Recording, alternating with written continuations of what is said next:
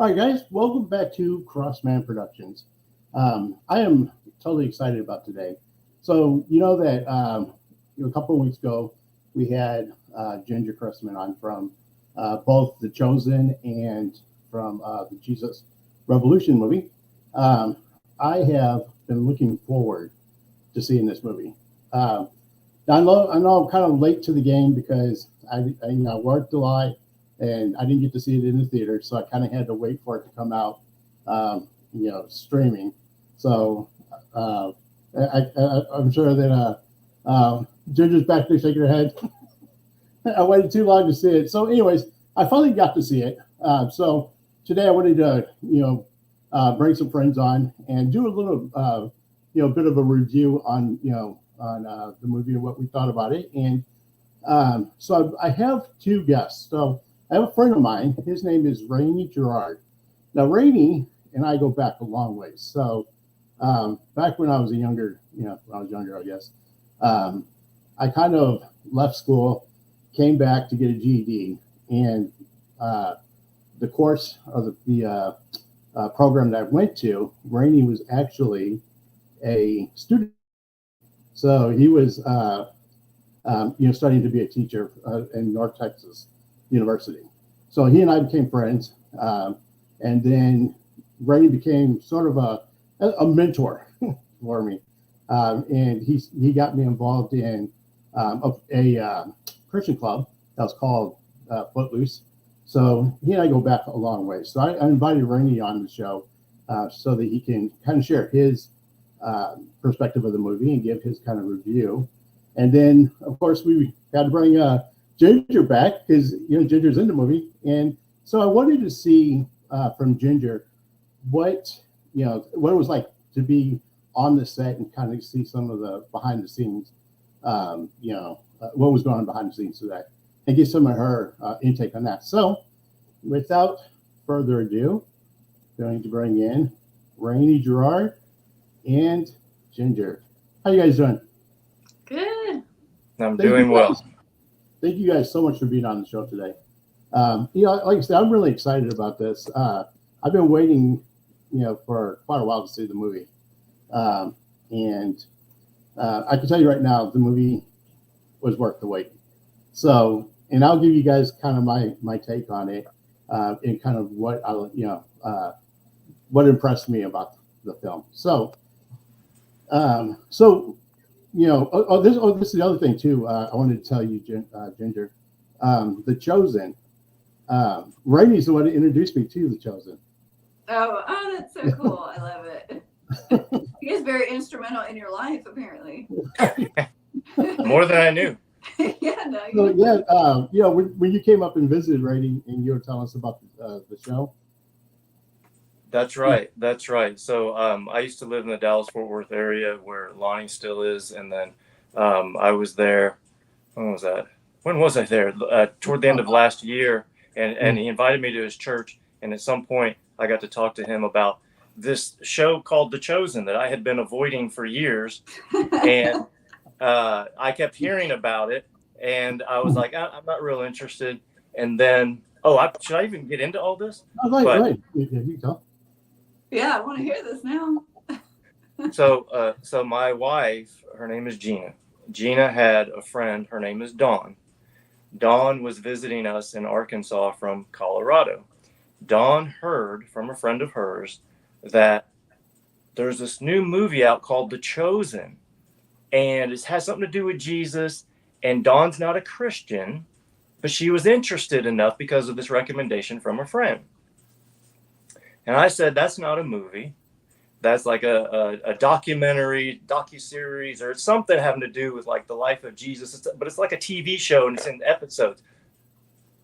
No, it's a movie. I was like, well, maybe I'm wrong about this. Let me look it up. Come to find out, I was right. And I said, what it is they're up to season 3 now. It's in the theaters. They're showing episodes 1 and 2, and you can go see it because the 2 combined are like as long as a movie. Oh, she was disappointed.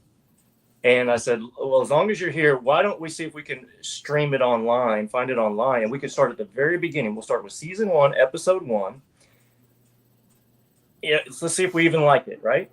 So we get popcorn, we sit around, we start watching, and by the time that first episode was done, we were just like, okay, let's watch another. And Yeah, exactly.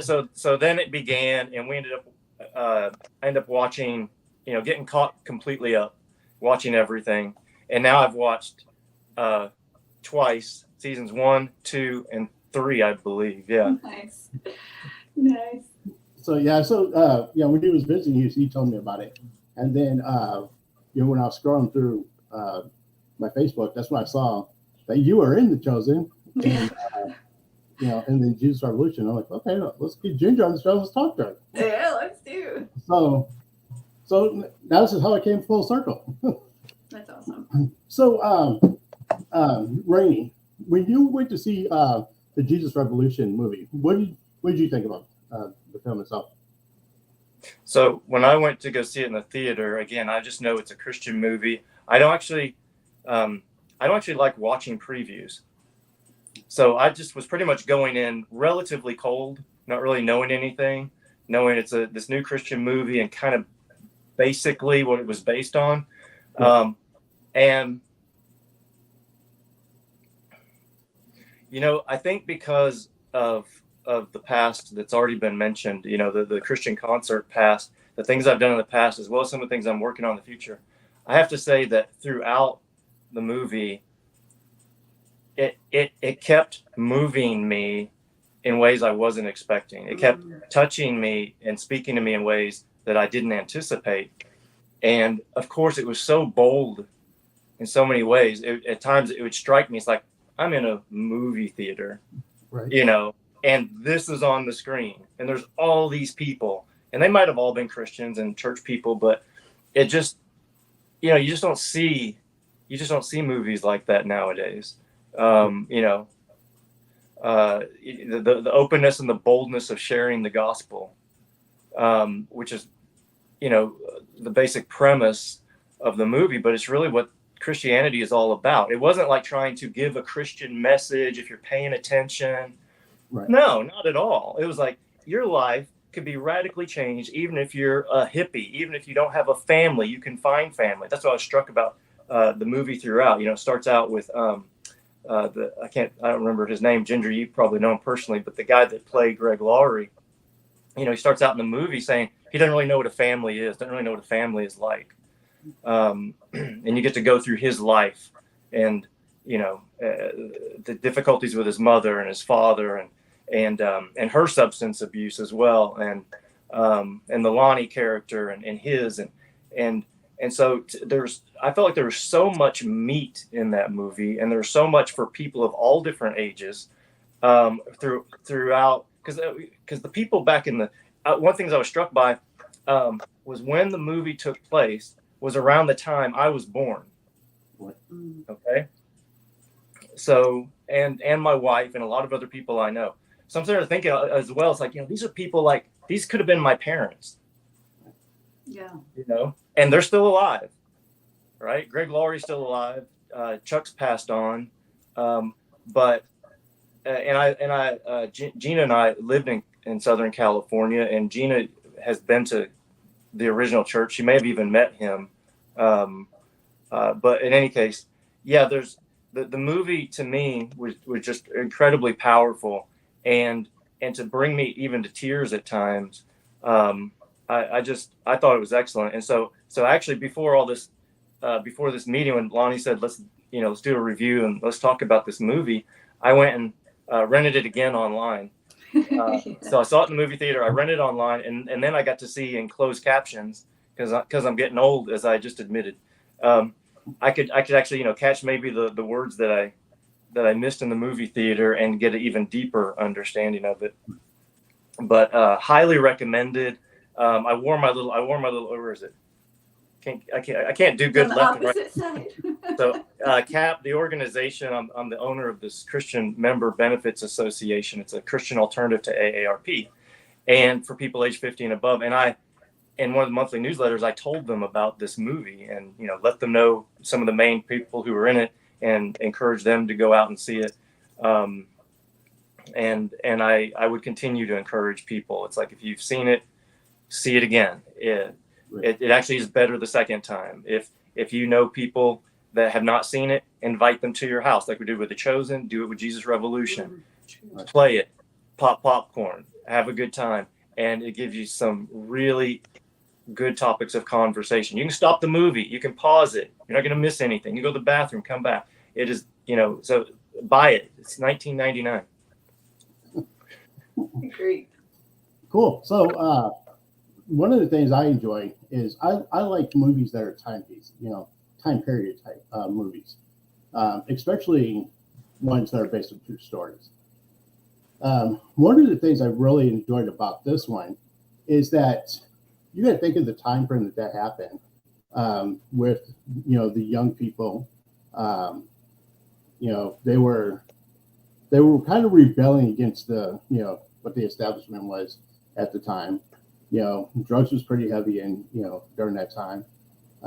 And it was a young generation looking for something better, and I was watching it with my son Joshua and my daughter Elizabeth, and they were engaged in the movie too, and more so my son. My son's he's a teenager. I didn't think he would like it at all, but after it was over, he's like, "Hey, I want to have one of my friends come over," and he wanted to show it to one of his friends. What I think, when I looked at the movie, what I was able to get from it too is how relevant it still is today.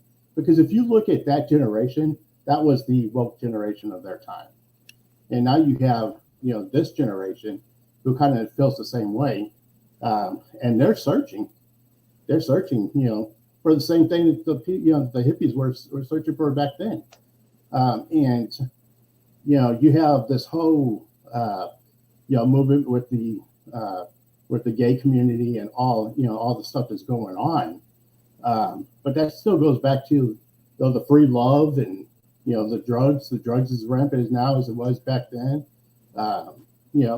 so I think that the youth today are able to relate to a lot more to what was going on then. I was surprised to see that whenever my kids were watching it. Just to think of how, Wes, that was like, what, 30, that's been longer than that, about 40, 50 years ago? It's been 50 about years ago. Yeah. Over 50 years ago. And look, we're going through kind of repeating that cycle again, today, doing the same thing. And it made me realize too, just like then, today the church really needs to step up with this whole new, this new generation, this woke generation, who are out there desperately looking for something. I mean, you got to think about it. Right now, with the young people, depression and anxiety is out the roof. That's why they're turning to the drugs. That's why they're, a lot of these kids are, I think a lot of them are looking for attention. That's why they do a lot of the stuff they do. They're looking for attention, which is also why TikTok is so popular and people are on there doing it because they look for the attention. But it's a perfect time for the church to step up and, and bring them in. One of the other things too, that when I talked to someone else who's, is a Christian about it, they didn't want to see the film because of Lonnie Frisbee's character and kind of what happened to Lonnie afterwards. So for some people who don't know, Lonnie was credited with, starting the whole revolution. And then, he kind of went away from God, and he ended up dying of AIDS. And so a lot of, Christians I talked to, that turned them off. They're like, well, I just don't want to see the movie because of that. And I'm like, first of all, it's a true story. And then second of all, you have to think about that. What Lonnie's character, went through, we still have pastors today going through the same thing. There's a lot of them that go through the same thing. Because if you noticed in the movie, every time Kelsey would talk to to Lonnie, he would always refer to the hippies as your people. He'd always say, you know, they're your people, your people. And I think that that kind of started going to Lonnie's head because he didn't realize they're not his people, they're God's people. Both of them should have realized that, but they didn't. You know, they were kind of, you know, because he's like, they're your people coming to our church, you know. And then Lonnie started looking at them as they're my people, but they were God's people. You know, and I think that because Lonnie was hearing that so much, and the crowd kept getting bigger and bigger because of the movement, you know, because of the way that God was moving in that situation. I think that Lonnie started thinking it was about him, and not he lost focus. You know what I mean? And so when I talk to other Christians about the film, I'm like, you know, that's very real. There's a lot of pastors that do that. As their church gets bigger and bigger, sometimes they start losing focus and they start thinking it's about them. So it's still relevant. That whole film, when you think about it, that whole film is, to me, is just as relevant today as it was 50 years ago. And so, like, you know, from that, you know, I highly recommend people to go see it. And then also because of that, you know, hopefully after seeing it, people who are, you know, who are believers will start thinking differently when people who's not like you show up to the church. You know, that's the whole point of it. You know, you know, we have a lot of churches who want everybody who come in who wants, you know, they want them to be them. But not everybody comes into church is like you. And that's the whole point. God reaches everybody. And whoever God brings into that church, we're supposed to love on, and we're supposed to, you know, share God's love in the message, you know, of Christ with them. So anyway, so that was my take on it. Oh, that's good. I agree with everything you guys are saying, and it was really cool to be a part of the film just from the perspective of being there to watch this kind of thing unfold. There were even, okay, so y'all talked about maybe everybody in the audience at the theater was a Christian or something like that. So I know when we were on set, even there were a lot of people there who weren't Christians who were working on the film, doing background or various parts of the film. But a lot of the people that I talked to, there were several people who, you know, they just were there to be a part of the film. And so I was in the, for anybody who hasn't seen it yet or doesn't recognize me or realize it anyways, I was a deacon's wife in the church crowd. And so there are some moments in which I am staring very judgmentally and angrily at the hippies for being a part of the church. Like, I can't believe they're there. Oh, there I am. Oh, I'm smiling right there, though. I look happy. But in the movie, I don't think I got to smile a single time. But yeah, so that's cool you brought that picture up. There were a lot of people that were involved in making the film who, even when we sat through the sermon moments of the movie, that they were affected by it. Honestly, there were people crying during the filming of the movie, just with it being the tiny snippet of a sermon that he was up there giving. But the fact of what they were saying was so true that it just immediately touched the hearts of the people who were there. And I thought, wow, there are people in this room right now who need a tissue. I mean, they weren't bawling, okay, because we were cutting and he was, you know, doing multiple takes, but it was affecting people there. And I just felt so blessed to sit there because I knew, man, and it was affecting me too, just hearing it, because that's what I wish more people could see, that God loves you. It's okay. We don't all hate everybody who's different from us. Please come in and see what it's really like. I loved seeing that portrayed in the film and in real life. And even I've talked to multiple people who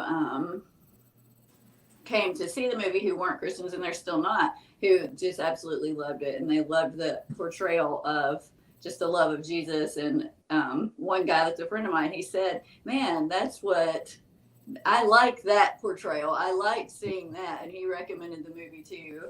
And I've seen it bless a whole lot of people who it did change their perspective. And hopefully some of us, like you were saying, who do go to church sometimes, I think it's a good eye opener, honestly, on both sides. Right. Because sometimes we do need to look and say, well, maybe I'm a little bit like, you know, maybe I've been a little bit too judgmental, or maybe I've been a little bit too closed up to the people around me. And I think it was great impactful film for both sides of the for everybody, honestly. And it's a great movie just to sit and enjoy too. The music and it's really good. That's what a friend of mine said. Man, this movie was great. She wasn't a Christian either, but she was saying, "Man, this is great, and this movie's got some great music." So, I mean, truly anybody could enjoy watching this film, I think. I completely agree. So normally when I do a review, I kind of look at the grade on three things. So I normally grade it on the storyline itself, how well the story was written. And then we grade it on the chemistry of the cast, how well the cast worked together. And then the overall film itself and how, what we think about the film. So we normally give it a score. So as far as the storyline goes, I think they did a really great job with the storyline. It was pretty, true to what was going on during that time. One of the things I forgot to mention that I really liked too was the guy that was writing the article. That kept that kept writing, and then at the end, you found out he was the one who actually wrote the article for the Time magazine cover, which was very popular back then. So when they brought, because all you saw him was just writing throughout the whole movie until the end. And then at the end, they show the Time magazine article. So I thought that was really cool. So anyway, the movie is, the way that it was written in the storyline, I thought was really, really good. So, out of a 10, 10, I would give it like a 9, I think the chemistry was, between the actors was really good too.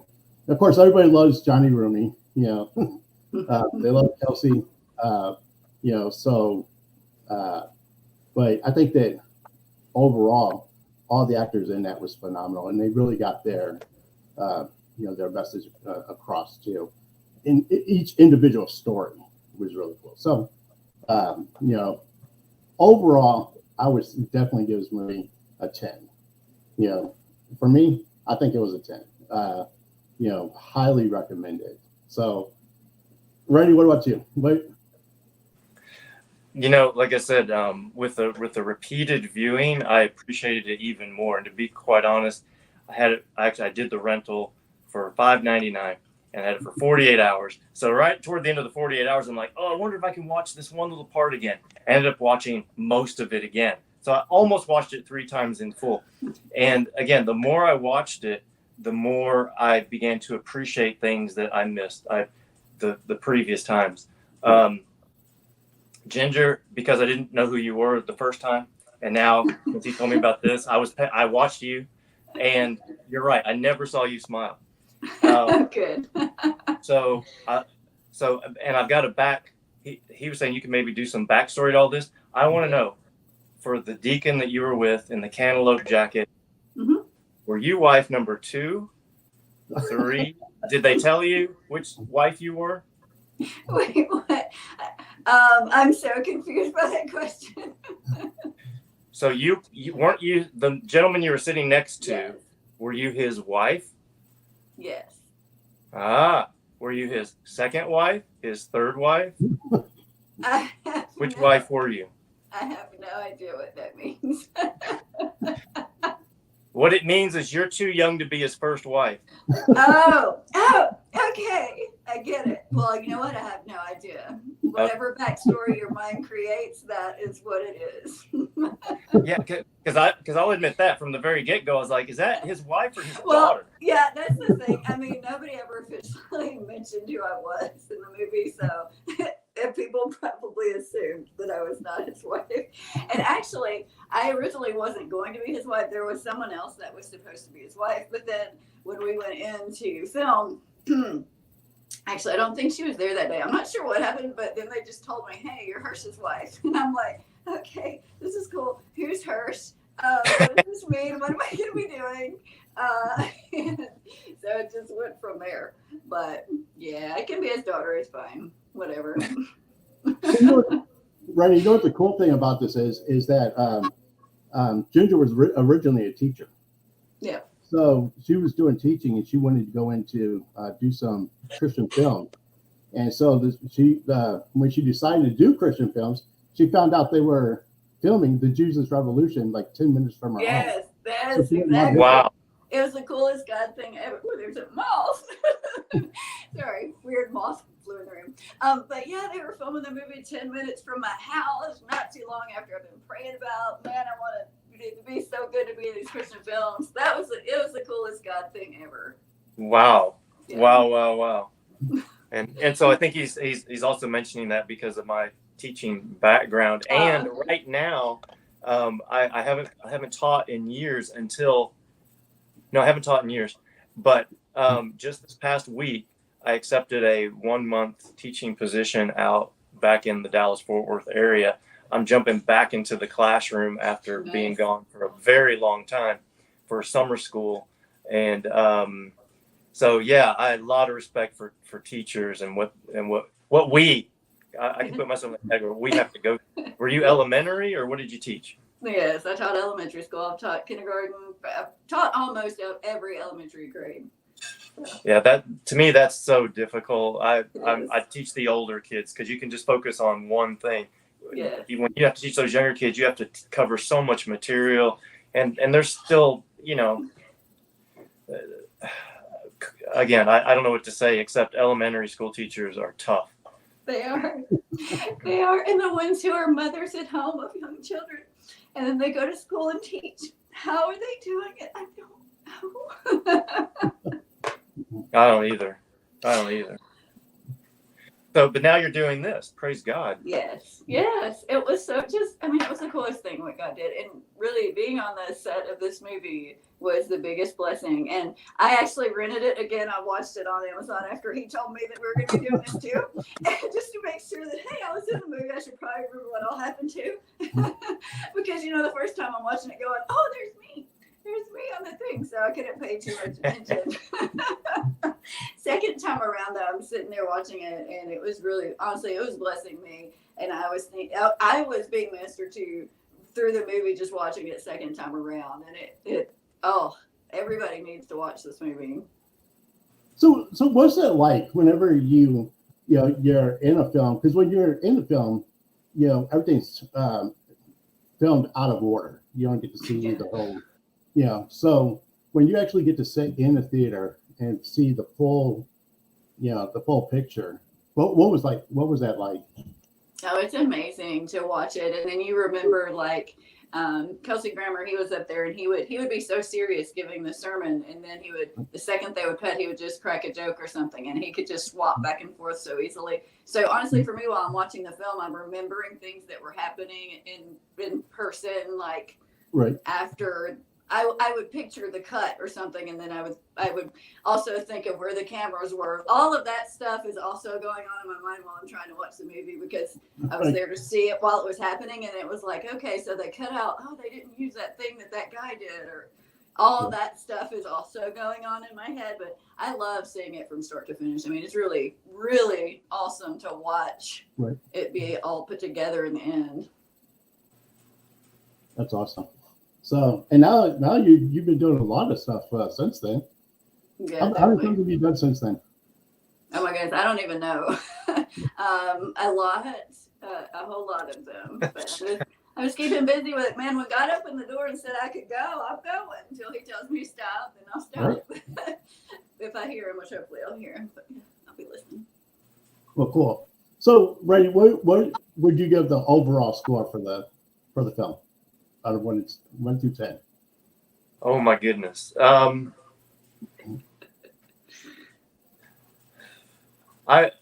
I would as well probably give it, from what I know. So that was part of the thing. I think there were some questions that I had about it afterwards. I was going, I don't know how accurate this is. I don't know how true this is. I don't know. But from what I do know and the way it was put together, what I appreciated, like everybody else, you can afterward be a critic and say, I wish they'd done this differently or that. Right. I'm deviating between a 9 and a 9.5, which sounds crazy high too. But it really, to me, was that good. Right. So what about you, Ginger? What would you give? I mean, I think it would be very unfair for me to say anything but a 10. I couldn't even possibly begin to say anything Right. other than a 10 for this movie. But good thing it was actually a really great movie, so that when I say that, it can also be Right. the truth. Phew, that's good. So, well, you know, any movie to me that's has that kind of impact when you go and see it, and it's got that kind of impact that not only you know, that the younger generation was able to, or, you know, was able to relate to it, but you know, it's one of those movies that afterwards sparks a conversation, and if you could do that with the film, I think that, you know, that's a great film. And that's what you know, Jesus Revolution was able to do. So, for those of you who have not seen it, you know, we highly recommend that you go see it. Yes, So- go see it. Yeah, and I would say even more than just whether it sparks a conversation, it's the type of conversations that could be sparked Right. from it. Right. I mean, because there are so many different areas that it covers for so many different types of people, but the most important ones are your faith. Right. And where are you at in God, and what kind of struggles do you have as far as God using you and how He could use you? I mean, you look at what happened with Greg, and you know, as he's you know, he's just supposed to be a teenager, right? He's just a kid. He's in high school, and you kind of get the idea that along the way, it took about a year, and he must have graduated from high school, and now he's you know, what do I say where I don't ruin too much of the movie? I don't know who's going to watch this. Yeah, exactly. But the fact is, you see this kid go through so much, and in just the short span of the movie, but in a year of his life, and in his spiritual journey, that I would hope and think that so many other people could relate to, and if they can't, like Lonnie, you were saying, maybe pastors could relate to the Lonnie Frisbee character. To the Pastor Chuck character, to their friends and family as they're, you know, being affected by them. So yeah, the type of conversations that a person could have after watching this movie, to me, could literally help somebody else have a life-changing experience. Right. Yeah, So, I agree. and then, you know, not only that, but for people who are non-believers, and they see this, you know, hopefully it sparks questions enough to ask the questions about, you know, God and His salvation, and you know, starts makes the, you know, helps them realize that there's something bigger out there, and you know, that they, regardless of what they've been through and what, you know, maybe they've been told, you know, there's a God out there who loves you. You know, bottom line, there's a God out there who loves you, and who's willing to accept you from all your flaws, everything that you know, there's a God out there, and hopefully, you know, at the end of the day, that's exactly what, you know, that they're getting out of that too.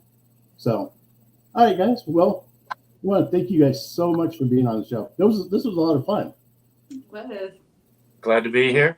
thank you. Cool. All right, Nice guys. to meet Cool. You too. So, you know, if you guys are watching this on Facebook, if you would, go to the YouTube channel and hit the subscribe button. Like, comment, share this video, and then until the next episode, which is gonna be Friday. You guys do not want to miss our episode on Friday. So I have a friend coming in. His name is Robbie. Robbie runs a company that teaches SWAT teams. Like he brings in SWAT teams to teach and trains them. Wow. So what we're going to do Friday is he's going to come in and talk about his company, and then we're going to share what civilians could do if they're ever caught in an active shooter situation. Wow. So we're going to give some tips and some advice about that. So you do not want to miss this Friday, this Friday's episode. So again, until next week, guys, remember, you're uniquely designed with a purpose, and always keep moving forward. Peace.